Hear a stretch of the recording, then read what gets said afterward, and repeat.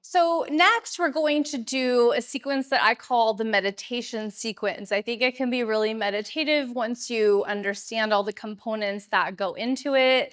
And it is a rolling sequence with some interesting poses involved. So we are going to start in a back wrap straddle. Make sure you breathe as you go through it. Push the hammock down to your hips and straddle back.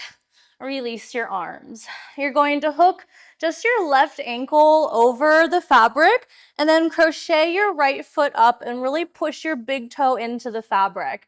You're going to climb up the left pole only, and you're going to climb up all the way, keeping your right leg straight. Bring your body into the center. Your right arm comes in the middle. So this is the meditation pose.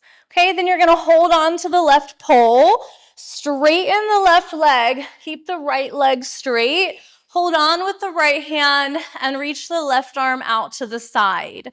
Now you're going to bend the right leg, and then you're going to hold on to the right pole, and you're going to roll yourself in. So left leg is going to come through the center, lift up into your Cupid pose, breathing here.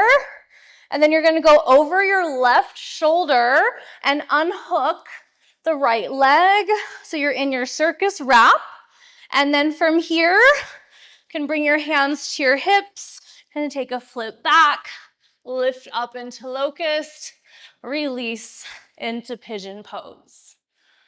When you're ready, come down and try the other side if you dare.